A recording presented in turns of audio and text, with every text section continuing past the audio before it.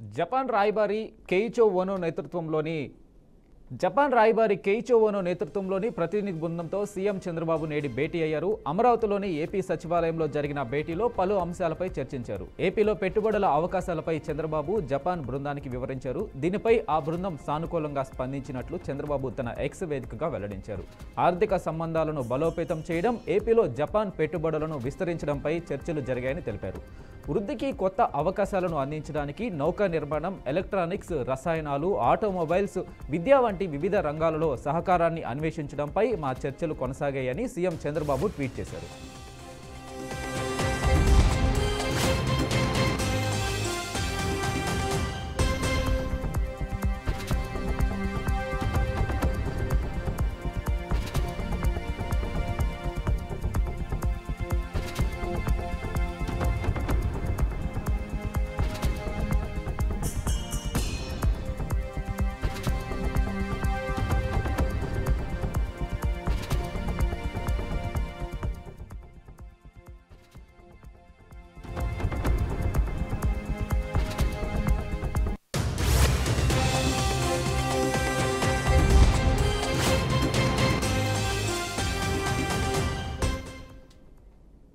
కర్నూలు జిల్లా చిప్పగిరి మండలంలో బ్యాంక్ అధికారులు రెచ్చిపోయారు. రైతులు అప్పు కట్టలేదని ఇంట్లో సామాన్లు తీసుకెళ్లారు. బెల్లోనా గ్రామంలోని 4 రైతులు పెద్ద మొత్తంలో అప్పు తీసుకుని పంటలు సాగించారు. నీటి కొరత కారణంగా పంటలు పండక అప్పు వడ్డీలు చెల్లించలేకపోతున్న రైతులకు బ్యాంకు అధికారులు వారి ఆస్తులను స్వాధీనం చేసుకున్నారు. ఆ 4 చిన్నపాటి రైతులు కర్నూలు జిల్లా చిప్పగిరి మండలం బెల్లోనా గ్రామానికి చెందిన వారు జిల్లా కేంద్ర సహకార బ్యాంకులో 5 లక్షల చొప్పున అప్పు తీసుకున్నారు. ఆ డబ్బుతో పంటలు సాగు చేశారు. నీటి కొరత కారణంగా పంటలు పండక పెట్టుబడులు కూడా చేతికి రాలేదు. దీంతో తీసుకున్న అప్పులకు వడ్డీలు కూడా కట్టలేని దుస్థితి. ఈ పరిస్థితుల్లో జిల్లా సహకార కేంద్ర బ్యాంకుకు చెందిన 10 మంది అధికారులు సోమవారం బెల్లోనా గ్రామానికి వెళ్లారు. ఆ 4 రైతుల ఇళ్లలో ఉన్న టీవీలు, బైకులు స్వాధీనం చేసుకున్నారు. ఇప్పటికీ చరాస్తులే సీజ్ చేస్తున్నాం, రుణాలు చెల్లించకపోతే స్థిరాస్తులు కూడా సీజ్ చేస్తామని హెచ్చరించి వెళ్లిపోయారు. ఇక బ్యాంకు అధికారుల తీరుపై ఎమ్మెల్యే విరూపాక్షి స్పందించారు. అధికారులు, సిబ్బంది తీరుపై మండిపడ్డారు. హంద్రినీవా కాలువలో నీరు లేనందున పంటలు ఎండిపోయాయని, దీంతో రైతులు నష్టపోయారన్నారు. కనీసం టైం ఇవ్వాలని ఆయన అన్నారు.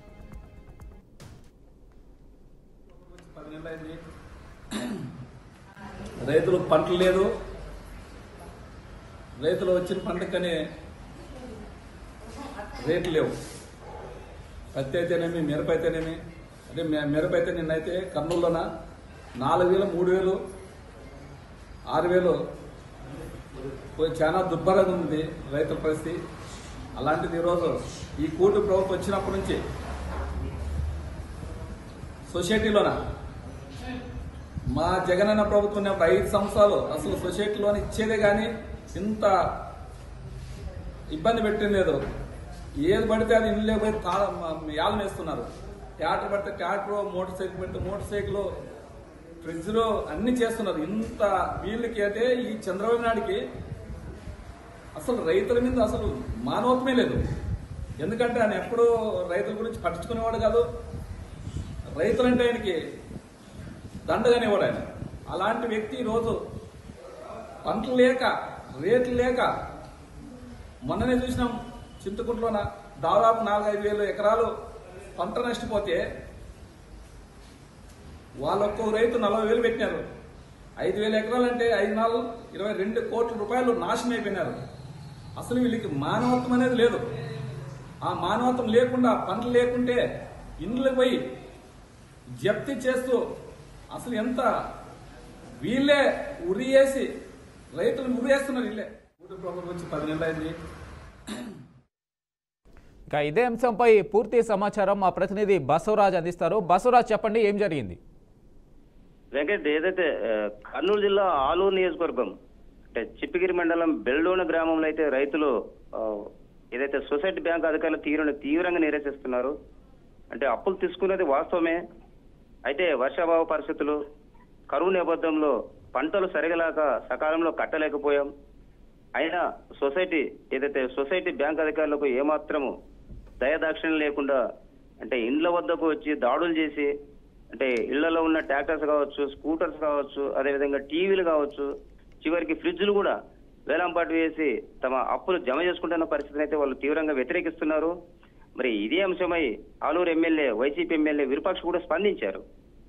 కూటమి ప్రభుత్వంలో రైతులపై మానవత్వం చూపెట్టలేదు, వాళ్ళ మీద దయా కనికరం లేదు, వాళ్ళ మీద అంతా కపట ప్రేమ చూపిస్తుందని ఆయన ఆరోపించిన పరిస్థితి కనిపిస్తా ఉంది. గత వైసీపీ హయాంలో రైతులకు 1000 కోట్లు అప్పులకు ఇచ్చాం కానీ ఏనాడు కూడా అప్పులు కట్టమని గట్టిగా అడిగిన పరిస్థితి, డిమాండ్ చేసిన పరిస్థితి లేదు అని ఆయనైతే ఈ ఘటనను ఖండించారు. ఎందుకంటే ఆయన పరిధిలో ఉంది కాబట్టి, ఏదైతే చిప్పిగిరి మండలం ఆయన నియోజకవర్గం కాబట్టి ఆయన తన వంతుగా స్పందించారు. బట్ జిల్లా ఉన్నతాధికారులు కూడా ఈ ఘటనపై ఆరా తీసి సంబంధిత సొసైటీ అధికారులపైన చర్యలు తీసుకోవాలని గ్రామస్తులు అయితే కోరుతున్న పరిస్థితి కనిపిస్తా ఉంది. అంటే గ్రామ రైతులంతా అక్కడ జనరల్ గా కర్నూలు అంటేనే ఎడారి ప్రాంతం అని, సరిగా పంటలు పండవని, ఇది ఒక వలస వెళ్తారో అధికంగాని అందరికి తెలిసిందే. మరి ఇలాంటి క్రమంలో ఏదైతే పంటలు సరిగలేని ఇన్ టైంలో అది కంతులు కావచ్చు, వడ్డీ కావచ్చు, అప్పు కావచ్చు కట్టలేకపోయాము, అయినా కూడా నామమాత్రపు నోటీసు లేకుండా లేదా గడువు ఇవ్వకుండా ఇలా ఇళ్లపై దాడి చేసి ఉన్న ట్రాక్టర్లు, స్కూటర్లు ఎత్తుకోవడం ఎంతవరకు అని రైతులైతే ఆవేదన వ్యక్తం చేస్తున్నారు. ఇదే విషయమే త్వరలో జిల్లా కలెక్టర్ కూడా నివేదిస్తామని రైతులైతే చెప్తున్న పరిస్థితి కనిపిస్తా ఉంది. మరి జిల్లాధికారులు ఈ ఘటనపై అంటే ఎలాంటి చర్యలు తీసుకుంటారు ఏంటి అనేది వేచి చూడాలి వెంకట్. అయితే బసవరాజు, ఎంతమంది రైతుల దగ్గర ఇలా టీవీలు, ట్రాక్టర్లు తీసుకెళ్లడం జరిగింది? ఎంతమంది రైతులు ఇలా అప్పులు కట్టలేక ఇబ్బంది పడుతున్నారు?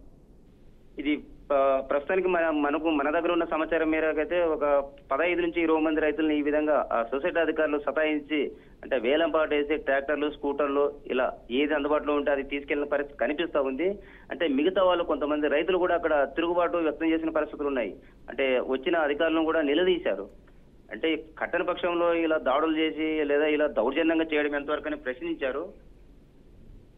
Right Basavaraj, thank you.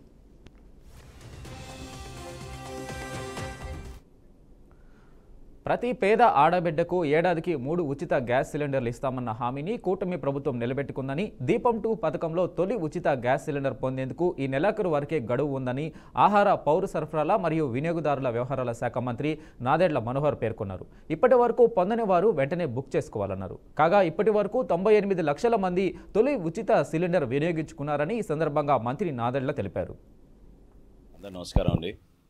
కూటమి ప్రభుత్వం ఎన్నికల ముందు ఇచ్చిన సూపర్ 6 హామీలో భాగంగా దీపం 2 పథకం అద్భుతంగా మన గౌరవ ముఖ్యమంత్రి గారు, అదేవిధంగా గౌరవ ఉప ముఖ్యమంత్రి గారి ఆలోచనలతోటి దీపావళి నుంచి రాష్ట్ర ప్రజలందరికీ కూడా మొదటి విడతలో భాగంగా ప్రతి ఒక్క లబ్ధిదారులకి దీపం 2 కింద గ్యాస్ ఉచితంగా అందించడానికి ఒక అద్భుతమైన ప్రయత్నం జరిగింది. ఇప్పటి వరకు సుమారు 98 లక్షల మంది వినియోగదారులు దీన్ని ఉపయోగించుకున్నారు. మార్చి 31వ తారీఖు వరకు ఇంకా సమయం ఉంది కాబట్టి దయచేసి మన రాష్ట్రంలో అర్హత ఉన్న లబ్ధిదారులందరూ కూడా ఉచిత గ్యాస్ పథకం దీపం 2 కింద పొందే విధంగా మీరు ఇమీడియట్గా నమోదు చేసుకోవాల్సిన అవకాశం ఉంది. మరి ఏప్రిల్ 1 నుంచి కొత్తగా మళ్ళీ 3 గ్యాస్ సిలిండర్లు ఇవ్వబోతున్నాం కాబట్టి ఆ కార్యక్రమం ప్రారంభం అవ్వకుండా ముందు ఈ కార్యక్రమంలో మొదటి విడతలో భాగంగా ఉన్న ఒక ఉచిత గ్యాస్ సిలిండర్ని ముందుగా మీరు మార్చి 31వ తారీఖు లోపు తీసుకోవాల్సిన అవసరం ఖచ్చితంగా ప్రతి ఒక్కరికి ఉందని ఈ సందర్భంగా గుర్తు చేస్తూ దయచేసి ఇమీడియట్గా మీరు నమోదు చేసుకుని మార్చి 31వ తారీఖు కల్లా మీరు గ్యాస్ బుకింగ్ చేసుకోమని మరొక. తెలంగాణ శాసనసభలో బీఆర్ఎస్ ఎమ్మెల్యే కేటీఆర్ చేసిన వ్యాఖ్యలతో గందరగోళ వాతావరణం చోటు చేసుకుంది. పన్నులు కావాలంటే కాంగ్రెస్ నేతలు 30% కమిషన్లు తీసుకుంటున్నారనే ప్రచారం జరుగుతుందని అన్నారు. అయితే కేటీఆర్ చేసిన వ్యాఖ్యలను నిరూపించాలని బట్టి విక్రమార్క సవాల్ విసిరారు. లేదంటే సభలో క్షమాపణలు చెప్పాలని డిమాండ్ చేశారు. బీఆర్ఎస్ సభ్యులు సభను తప్పుదోవ పట్టిస్తున్నారని బట్టి ఆగ్రహం వ్యక్తం చేశారు. ఎన్నిసార్లు మంత్రులు అంత ఎక్సైట్ అయ్యి మాట్లాడితే ఎట్లా సార్? మంత్రులు sir the essence of democracy, దయచేసి కొత్త సభ్యులు కాంగ్రెస్ నుంచి 53 మంది ఉన్నారు. The essence of democracy, the beauty of discussion in assembly sir is discussion, debate, dissent. Sir opposition అనేది మాకు we will have our say, the government will have its way. That is the essence of democracy. దయచేసి నేను వారిని మిమ్మల్ని కూడా కోరేది sir, మంత్రులకి సంయమనం ఉండాలి, రిస్ట్రెయింట్ ఉండాల్సింది ట్రెజరీ బెంచెస్కి.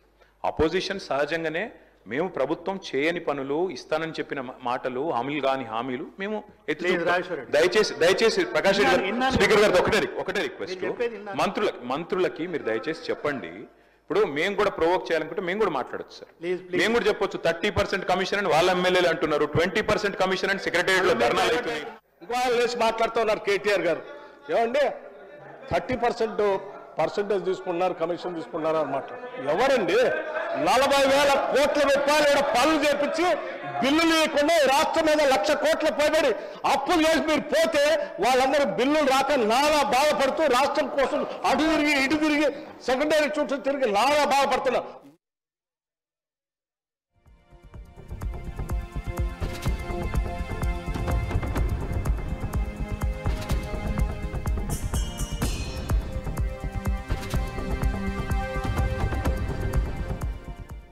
భద్రాచలంలో ఘోర ప్రమాదం జరిగింది. రామాలయ పరిసర ప్రాంతంలోని సూపర్ బజార్ సెంటర్లో నిబంధనలకు విరుద్ధంగా నిర్మించిన భవనం కూలిపోయింది. దీంతో 6 చనిపోయినట్లుగా తెలిసింది. సహాయక చర్యలు కొనసాగుతున్నాయి. నాసిరకంగా భవనాన్ని నిర్మించడం వల్లే భవనం కూలినట్లుగా తెలుస్తుంది.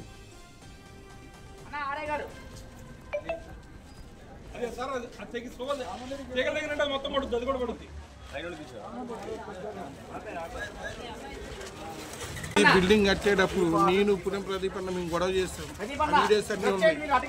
ఏం లేదు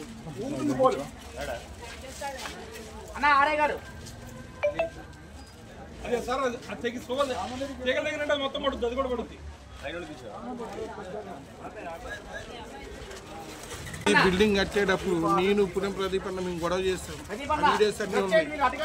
ఏం లేదు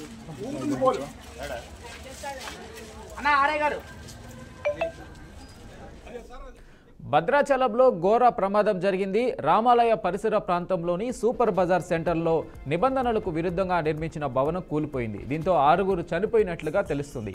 సహాయక చర్యలు కొనసాగుతున్నాయి. నాసిరకంగా భవనాన్ని నిర్మించడం వల్లే భవనం కూలినట్లుగా తెలుస్తుంది. ఇక దీనిపై పూర్తి అప్డేట్స్ మా ప్రతినిధి రామకృష్ణ అందిస్తారు. రామకృష్ణ, ఎలా జరిగింది దుర్ఘటన? భద్రాద్రిలో విషాదం చోటు చేసుకుంది. అయితే భద్రాచలం పంచాయతీ ఆఫీస్ వద్ద కూడా 6 అంతస్తుల భవనం కూడా కుప్పకూలింది ఒకేసారి. అయితే శిథిలాల కింద కూడా 6 మృతి చెందినట్లు కూడా తెలుస్తుంది. అయితే ఘటనా స్థలంలో కూడా సహాయక చర్యలు కూడా కొనసాగుతున్నాయి. అయితే ఈ భవనం కూడా చూసుకుంటే అయితే పురాతనమైన భవనము, దాని వల్ల కూడా అంటే చాలా రోజుల నుంచి ఉన్న భవనం కావడంతో కూడా ఒకటేసారి కూడా కుప్పకూలిందని చెప్పేసి అక్కడ ఉన్న స్థానికులు కూడా చెప్తున్న పరిస్థితులు. అయితే ఈ బహుళ అంతస్తుల భవనం అవడంతో కూడా ఇప్పటికైతే 6 చనిపోయినట్టు కూడా తెలుస్తుంది. ఇంకా ఎక్కువ మృతుల సంఖ్య కూడా ఎక్కువగా ఉండొచ్చు అన్నట్టు కూడా అక్కడ ఉన్న స్థానికులు కూడా చెప్తున్న పరిస్థితులు చూసుకోవచ్చు. భద్రాద్రిలో పెద్ద ఎత్తున రాముల వారి కళ్యాణానికి కూడా ఇప్పటికే కూడా అన్ని ఏర్పాట్లు కూడా పూర్తి చేస్తున్న పరిస్థితి నెలకొన్నది టెంపుల్ నుంచి. అయితే ఈ విషాదం చోటు చేసుకుంటూ కూడా అక్కడ ఉన్న భక్తులు కూడా ఆవేదన కూడా చెందిన పరిస్థితి నెలకొన్నది. అందులో బహుళ అంతస్తులు అవడంతో 6 కాకుండా ఇంకా ఎక్కువ మంది కూడా మృతుల సంఖ్య కూడా పెరిగే అవకాశం ఉందని చెప్పేసి అక్కడ ఉన్న స్థానికులు, అధికారులు కూడా అంచనా వేస్తున్న పరిస్థితి. అయితే చూసుకోవచ్చు అక్కడ సహాయక చర్యలు కూడా ముమ్మరంగా కూడా కొనసాగుతున్న పరిస్థితి. రైట్ రామకృష్ణ.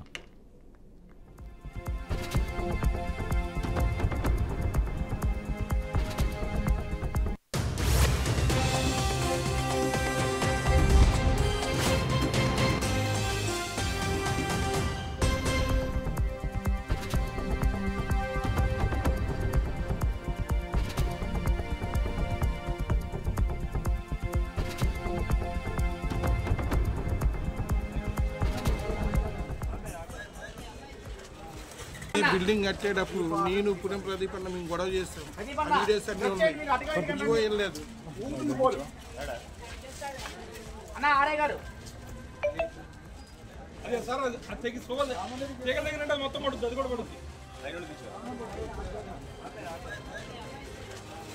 ఈ బిల్డింగ్ కట్టేటప్పుడు నేను పురం ప్రదీప్ అన్న మేము గొడవ చేస్తాం.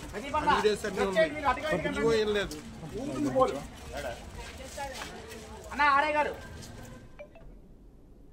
కూటమి ప్రభుత్వంలో డిప్యూటీ సీఎం హోదాతో పాటు కీలక శాఖలను సొంతం చేసుకున్న జనసేన అధినేత పవన్ కళ్యాణ్ తన శాఖల పరిధిలో కీలక సంస్కరణలపై దృష్టి పెడుతూనే మరోవైపు తను అసెంబ్లీలో అడుగుపెట్టేలా ఆశీర్వదించిన పిఠాపురం నియోజకవర్గంపై కూడా ప్రత్యేకంగా ఫోకస్ చేశారు. ఇక పిఠాపురం అభివృద్ధిలో మరో ముందడుగు పడింది. రోడ్డు ఓవర్ బ్రిడ్జి నిర్మాణానికి అనుమతులు వచ్చాయి. దీనిపై స్పందించిన డిప్యూటీ సీఎం పవన్ కళ్యాణ్ సంతోషాన్ని వ్యక్తం చేశారు.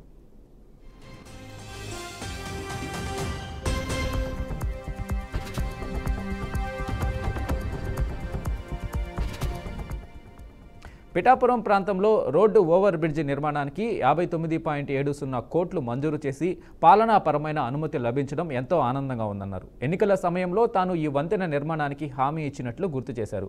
సామర్లకోట ఉప్పాడ రహదారిలో రైల్వే క్రాసింగ్ కారణంగా ప్రజలు రోజు తీవ్ర ట్రాఫిక్ సమస్యలు ఎదుర్కొంటున్నారని అన్నారు. ఈ వంతెన నిర్మాణం పూర్తయిన తర్వాత రాకపోకలు సులభతరం అవుతాయి, ప్రజల ప్రయాణ సమయం ఆదా అవుతుందని పేర్కొన్నారు. ఈ రహదారి కేంద్ర రహదారి మౌలిక వసతుల నిధి సేతు బంధన్ పథకంలో భాగంగా చేపడుతున్నామన్నారు. ఈ ఆర్ఓబికి నిధులు మంజూరు చేసి అండగా నిలిచిన ప్రధాని మోడీ, కేంద్ర రోడ్డు రవాణా రహదారుల శాఖ మంత్రి నితిన్ గడ్కరీ, ముఖ్యమంత్రి చంద్రబాబుకి పవన్ కళ్యాణ్ హృదయపూర్వక కృతజ్ఞతలు తెలియజేశారు. ఈ వంతెన త్వరగా ప్రజలకు అందుబాటులోకి రావాలని ఆశిస్తున్నానని ఎక్స్ ద్వారా పోస్టు చేశారు.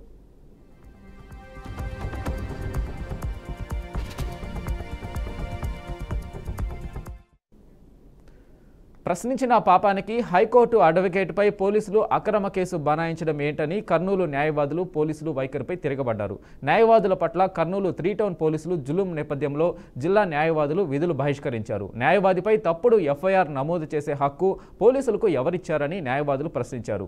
సివిల్ పంచాయతీలో పోలీసులు తలదూర్చి దాన్ని క్రిమినల్గా మార్చడానికి బాధితులపైనే రివర్స్లో అక్రమంగా కేసులు పెట్టడం ఇదెక్కడి చట్టం అని ప్రశ్నించారు. ఖచ్చితంగా పోరాటం చేసి న్యాయస్థానంలో తేల్చుకుందామంటూ అడ్వకేట్స్ తెలిపారు. పోలీస్ వర్సెస్ న్యాయవాదులు నేపథ్యంలో మరింత సమాచారం మా ప్రతినిధి బసవరాజ్ అందిస్తారు. కర్నూలు పోలీసు వ్యవహార శైలిపై న్యాయవాదులు తిరగబడిన పరిస్థితి లేదా ప్రశ్నిస్తున్న పరిస్థితి కనిపిస్తూ ఉంది. అంటే చట్టాన్ని ఉల్లంఘించి పోలీసులు ఏకపక్షంగా వ్యవహరిస్తున్నారు. పొరపాటున న్యాయవాదులు ప్రశ్నిస్తే ఎఫ్ఐఆర్ నమోదు చేసి అక్రమ కేసులు పెడుతున్న పరిస్థితి కనిపిస్తూ ఉంది. ఈ నేపథ్యంలో కర్నూలు బార్ అసోసియేషన్ ఆధ్వర్యంలో ఏదైతే విధులు బహిష్కరణ చేసి నిరసన ధర్న కార్యక్రమం నిర్వహించిన పరిస్థితులు ఉన్నాయి. ప్రస్తుతం ఏదైతే అంటే హైకోర్టు అడ్వకేట్ పైన 3 టౌన్ పోలీసులు అక్రమంగా కేసు నమోదు చేసిన నేపథ్యంలో ఇక్కడ హైకోర్టు అడ్వకేట్ ఉన్నారు, ఆయన అడిగి తెలుసుకునే ప్రయత్నం చేద్దాం. చెప్పండి, ఏదైతే 3 టౌన్ పోలీసులు మీ మీద అక్రమంగా కేసు బనాయించారని చెప్తా ఉన్నారు, ఎందుకు బనాయించాల్సి వచ్చింది, ఏం కారణం?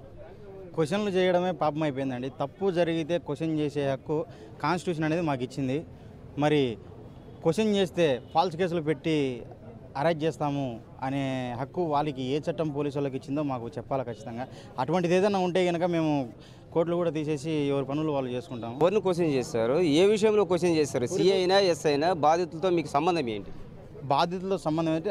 బాధితుడు మాకు మామ వరుస అవుతాడండి. నేను అతని ఇంటికి ఫంక్షన్కు బిడ్డ ఫంక్షన్కి కూతురుది ఫస్ట్ బర్త్డే ఫంక్షన్ చేస్తూ ఉంటే నేను రావడం జరిగింది. తర్వాత నా ముందర ఇతన్ని ఏదో కేసులో కావాలని చెప్పేసి డిటైన్ చేయడానికి చూశారు. డిటైన్ చేయడానికి చూసి నా ముందే తప్పు జరిగినప్పుడు నేను క్వశ్చన్ చేయాల్సిన అవకాశం అక్కడ ఎంతైనా ఉంది కాబట్టి ఒక అడ్వకేట్గా నేను చేయాల్సింది వచ్చింది. నేను చేశాను అడ్వకేట్గా. 41A నోటీస్ ఎక్కడ? మీరు ఊకే రమ్మంటే రావడానికి అది కరెక్ట్ కాదు. గతంలో కూడా ఇట్లా పిలిచినారు, ఒకసారి ఆల్రెడీ వచ్చిపోయినాడు. ఇంతకుముందు ఎప్పుడు నెలల కిందటనో 2 నెలల కిందటనో వచ్చినాడు, కానీ మళ్ళీ ఇప్పుడు రావడం కరెక్ట్ కాదు. నా ముందే మీరు అంటే ఎవరిని అడిగారు? ఎస్ఐని అడిగారా, సిఐని అడిగారా? వాళ్ళ పేర్లు? అక్కడికి వచ్చిన పోలీస్ వాళ్ళని అక్కడ ఫస్ట్ 2 కానిస్టేబుల్ వచ్చినారు. కానిస్టేబుల్కి వచ్చి నేను ఇదే మాట చెప్పి పంపించినారు. 41A నోటీస్ చూపించండి అంటే వాళ్ళు అడ్వకేట్ ఉన్నారని చెప్పేసి వెళ్ళిపోయినారు. దాని తర్వాత వాళ్ళు ఎవరికి చెప్పినారో తెలీదు. మేము కూడా సిఐ గారికి ఫోన్ చేసి మాట్లాడడం జరిగింది. ఈ పురుషోత్తం రెడ్డి అనేది ఎవరైతే డిటైన్ అయిన పర్సన్ ఉన్నాడో ఆ పర్సన్ కూడా మాట్లాడడం జరిగింది సిఐ గారితో. మీతో ఏం మాట్లాడలేదు, ఫోన్ పెట్టేయండి అని చెప్పేసి పెట్టేసినాడు. దాని తర్వాత వెంటనే 10 నిమిషాలకు మన్మథ విజయ్, మరి 3 టౌన్ ఎస్ఐ మన్మథ విజయ్ మరియు అతని టీం 5-6 మంది వచ్చేసి మమ్మల్ని నెట్టేసి మేము రిక్వెస్ట్ చేసినా కూడా సార్ 41A నోటీస్ చూపించండి, లేదంటే పోనీ ఎఫ్ఐఆర్ అన్న ఏమైందో చెప్పండి అని అంటే మాకు ఏమైందో సంబంధం లేదు, మా సిఏ సార్ చెప్తే మేము ఏమైంది చేస్తాం. అంటే ఇప్పుడు మీ బామ్మర్ది మీద 3rd డిగ్రీ చేశారని ఫోటోలు చూపించారు, ఎందుకు చేయాల్సి వచ్చింది? ఎవరు చేశారు? అది వాళ్ళని అడగాలండి. మరి ఎందుకు చేశారంటే వాళ్ళు సివిల్ సూట్లను కూడా క్రిమినల్ చేసుకొని అరెస్టులు చేసి వాళ్ళకేమి ఇన్కమ్లు మరి ఉన్నాయో మరి వారికి తెలియాలా, ఎవరు కంప్లైంట్ ఇచ్చిన వ్యక్తికి తెలియాలి. ఆల్రెడీ కంప్లైంట్ నంద్యాలలో రిజిస్టర్ అయింది. క్రైమ్ నెంబర్ 6/2023 అనుకుంటా బహుశా. ఆ క్రైమ్ నెంబర్నే మళ్ళీ ఇక్కడ తీసుకొచ్చి అడ్రస్లో లేని వ్యక్తిని కూడా అడ్రస్ 3 టౌన్ కిందకి వచ్చేటట్టు క్రియేట్ చేసి ధనలక్ష్మి నగర్ కింద ఇంకొక కంప్లైంట్ రిజిస్టర్ చేసి అదే సేమ్ అఫెన్స్నే మళ్ళీ కంప్లైంట్ రిజిస్టర్ చేసి ఇతన్ని తీసుకుపోవడానికని వచ్చినారు.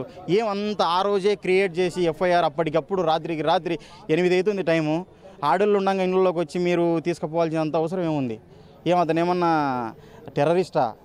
సరే, సామాన్యులకు చట్టం పైన అవగాహన కల్పించాలంటారు, ఎందుకంటే రాజ్యాంగము అందరికి ఇచ్చిన హక్కు అది. సామాన్యుల సంగతి దేవుడెరుగు. చట్టం అంతా తెలిసిన మీలాంటి వాళ్ళకి అన్యాయం జరుగుతుంది, అక్రమ కేసులు అంటే మీరేమంటారు యాజ్ ఎ సీనియర్ అడ్వకేట్గా? అంటే ఇది ఫస్ట్ జరిగింది కాదు, ఇది లాస్ట్ జరిగింది కూడా కాదు. భవిష్యత్తులో కూడా వీళ్ళు పందం మార్చుకోరని మేము అనుకుంటున్నాం. ఎందుకంటే చట్టం అందరికి సమానమైన అవకాశాలు ఇస్తుందండి. చట్టం అందరికీ సమానమైన అవకాశం, దాన్ని వినియోగించుకునే విధానంలోనే ఉంది. నాకు తెలిసిన చాలామంది మంచి ఆఫీసర్లు, పోలీస్ ఆఫీసర్లు ఉన్నారు. మళ్ళీ వాళ్ళు చాలా చక్కగా వినియోగించుకున్నారు చట్టాన్ని. పోలీసులకి యూనిఫామ్, ఒంటిపైన యూనిఫామ్ పడితే పూనకం వచ్చేస్తుందా? ఏ సమయంలో అయినా సరే ఇంటికి వెళ్ళిపోతారా? అర్ధరాత్రి అయినా ఇంటికి వెళ్ళిపోతారా? ఆడోళ్ళని చేతులు పట్టుకొని గాజులు పగలగొట్టేస్తారా? వాళ్ళని అందరం దొబ్బేసి మీరు ఎత్తుకొని వెళ్ళిపోతారా? డీటీసీలో పెట్టి కుళ్ళపొడి చేస్తారా? ఎవరు ఇచ్చినాడు మీకు అధికారం అని నేను ప్రశ్నిస్తున్నాను. సరే, మీకు ఏదో టేక్ ఇట్ ఫర్ గ్రాంటెడ్ అని తీసుకుంటున్నారు.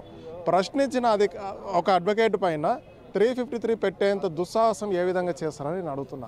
అంటే మీ చేతిలో అధికారం ఉంది, ఎఫ్ఐఆర్ రిజిస్టర్ చేసే అధికారం ఉంది, మేము ఇష్టం వచ్చినట్టు ఎఫ్ఐఆర్ రిజిస్టర్ చేస్తాం, మమ్మల్ని ప్రశ్నించే తోలేడు అనుకుంటే రండి, మీరు కోర్టుకే వస్తారు, మేము కోర్టుకే వస్తాం, మీరన్నా అకేషన్గా కోర్టుకు వస్తారు, మేము డైలీ కోర్టుకు వస్తాం, ప్రాసిక్యూట్ చేసుకుందాం, కేసు నిలబడుతుందా చూద్దాం, అది కూడా చూద్దాము. Raising voice against the police officer is not an offence.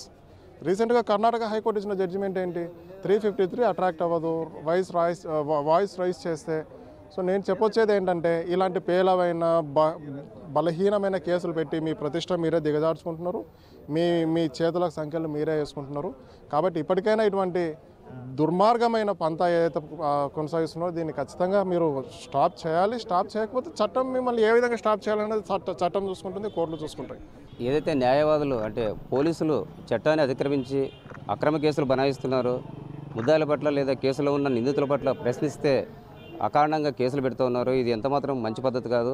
అదేవిధంగా తిరిటౌన్ సిఐఎస్ఐలు ఎవరైతే ఉన్నారో అంటే వాళ్ళపైన చట్టపరమైన చర్యలు తీసుకొని సస్పెన్షన్ చేయాలని డిమాండ్ చేస్తున్న పరిస్థితి కనిపిస్తోంది. కెమెరా పర్సన్ బాబితో బసవరాజ్, BRK న్యూస్, కర్నూలు జిల్లా.